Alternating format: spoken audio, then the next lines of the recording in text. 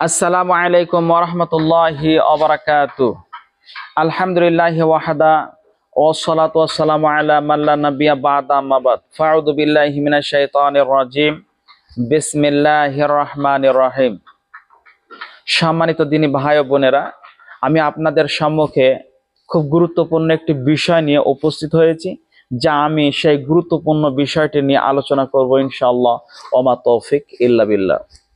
গুরুত্বপূর্ণ বিষয়টি হলো, মানুষ অধিক পরিমাণে জান্নাতে যাবে।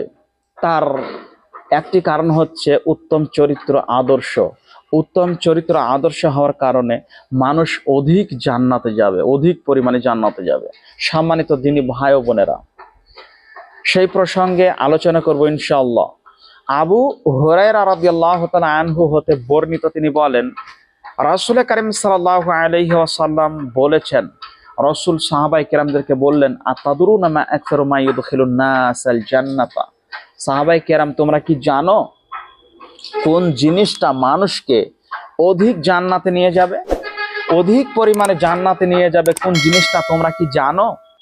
তখন সাহাবায়ে কেরাম বললেন, ক্বালু লা ইয়া রাসূলুল্লাহ, ওগো আল্লাহর নবী, আমরা কি করে বলতে পারবো, আমরা জানি না। যার জ্ঞান, অধিক পরিমাণে জ্ঞান যা আপনাকে আপনার রব দিয়েছেন, আপনি ছাড়া আমরা কি করে বলতে পারবো? তখন বিশ্বনবী বলছেন যে তাকওয়াল্লাহি ওয়া হুসনুল খুলুকি, উত্তম চরিত্র। হুসনুল খুলুক মানে উত্তম চরিত্র। আর তাকওয়াল্লাহ, আল্লাহ তাবারক ওয়া তাআলার ভয়, তাকওয়াশীল হওয়ার কারণে মানুষ যদি আল্লাহকে অধিক পরিমাণে ভয় করে, তাকওয়াশীল হয়, তাহলে সে জান্নাতে যাবেই যাবে ইনশাআল্লাহ। এ কথা হযরতে মুহাম্মদ রাসূলুল্লাহ সাল্লাল্লাহু আলাইহি ওয়াসাল্লাম এ কথা বলেন। 2, উত্তম চরিত্রবান হতে হবে। যুবক যুবতী চরিত্রবান যদি হওয়া যায়, তাহলে জান্নাতে যাওয়া যাবে। যুবক, আমি তোমাকে বলছি, জীবনকে পরিবর্তন করো। মানুষ পরিবর্তনশীল, মানুষ হতে পারে, নিজের পাপকে সে মোচন করে নিতে পারে, মানুষ ধার্মিক হয়ে যেতে পারে, অধার্মিক থেকে ধার্মিক হতে পারে। তোমাকে বলছি, যুবক, পরিবর্তন হও, দেখো তুমি জান্নাতে যাবেই যাবে ইনশাআল্লাহ। এরপর রসুল বলছেন যে আল্লাহকে ভয় রাখতে হবে। 2, উত্তম চরিত্রবান হতে হবে। সম্মানিত দিনী ভাই ও বোনেরা, এরপর রসুল বললেন, আতাদরুনা মা আকসারু মা ইউদখিলুন নাসান নারা, তোমরা কি জানো মানুষ অধিক পরিমাণে জাহান্নামে যাবে? কোন জিনিসটার কারণে তোমরা কি জানো? তখন সাহাবায়ে কেরাম বলেন, ক্বালু লা ইয়া রাসূলুল্লাহ, ওগো আল্লাহর নবী, আমরা বলতে পারবো না, যা আপনি জানেন। যে জ্ঞান আপনাকে আপনার রব শিখিয়েছেন, দিয়েছেন, তা আপনিই জানেন ভালো, আমাদের থেকে আপনি বেশি জানেন। তখন বিশ্বনবী বললেন, আমি বলছি, শোনো, যে আল ফাহমু আল ফারজু, মানুষের মুখমণ্ডল মানুষকে জাহান্নামে নিয়ে যাবে। যেহেতু মুখ দিয়ে মানুষ অশ্লীল অকর্ম কথা বলে থাকেন, মুখের দ্বারাই মানুষ মানুষের প্রতি আঘাত দিয়ে থাকেন, মুখই তোমাকে জাহান্নামে নিয়ে যাবে। এরপরে 2, রাসূল বলছেন, ওয়াল ফারজু, লজ্জাস্থানের রক্ষণাবেক্ষণ যদি না করতে পারো, জাহান্নামে নিয়ে যাবে। লজ্জাস্থানেই তোমাকে জাহান্নামে নিয়ে যাবে। এই 2টি জিনিসকে রক্ষণাবেক্ষণ করো, যদি না করতে পারো তাহলে তোমাকে জাহান্নামে নিয়ে যাবে। অত্র হাদিস সুনানে তিরমিজি শরীফের হাদিস, মিশকাতুল মাসাবি, হাযা হাদিসুন সাহিহুন, এই হাদিস সহিহ।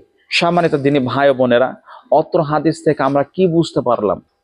অত্র হাদিস থেকে এটাই বুঝতে পারলাম, অত্র হাদিসে উত্তম পুরুষদের জন্য, উত্তম আদর্শবান পুরুষ নারীদের জন্য 4টি গুণের কথা উল্লেখ করা হয়েছে। তার এক হচ্ছে আল্লাহ ভয়, আল্লাহ ভীতি মানুষের মধ্যে থাকতে হবে, তাহলে জান্নাতে যাওয়া যাবে। 2, যে উত্তম চরিত্রবান হতে হবে, তাহলে জান্নাতে যাওয়া যাবে। 3, মুখকে নিয়ন্ত্রণ রাখতে হবে, তাহলে জান্নাতে যাওয়া যাবে, নচেৎ জাহান্নামে যেতে হবে। 4 নম্বরে যেটা বললেন, যে লজ্জাস্থানের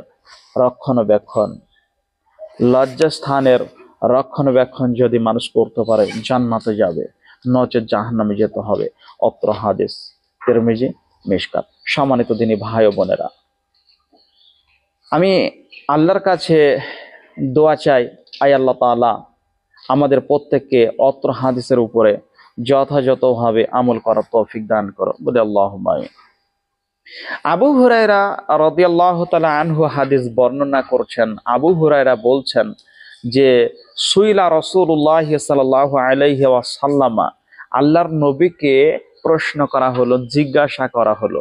কে বলছেন? আবু হুরায়রা বলছেন যে আল্লাহর নবীকে জিজ্ঞাসা করা হলো, ইয়া রাসূলুল্লাহ, ইয়া হাবিবাল্লাহ, আইয়ুন নাসে আকরামু, আল্লাহর নিকটে আইয়ুন নাস আকরাম, মানুষদের মধ্য হতে সর্বাপেক্ষা উত্তম ব্যক্তি কে?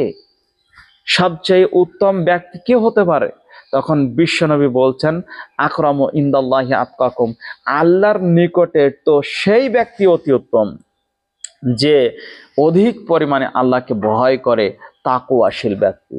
তাকওয়াশীল ব্যক্তিরাই আল্লাহর নিকটে অধিক সম্মানিত, সর্বাপেক্ষা উত্তম। সম্মানিত দিনী ভাই ও বোনেরা, অত্র হাদিস থেকে আমরা কি বুঝতে পারলাম? অত্র হাদিস থেকে বোঝা গেল যে আল্লাহর নিকটে যদি আমরা সর্বাধিক উত্তম হতে চাই, তাহলে আমাদেরকে উত্তম আদর্শবান হতে হবে, আল্লাহ ভয় ভীতি থাকতে হবে, মানুষকে পরহেজগারিনী হতে হবে। আল্লাহ তাবারাক ওয়া তাআলা আমাদের প্রত্যেককে অত্র হাদিসের উপরে যথাযথভাবে আমল করার তৌফিক দান করেন, বলি আল্লাহুম্মা আমিন। আসসালামু আলাইকুম ওয়া রাহমাতুল্লাহি ওয়া বারাকাতুহু।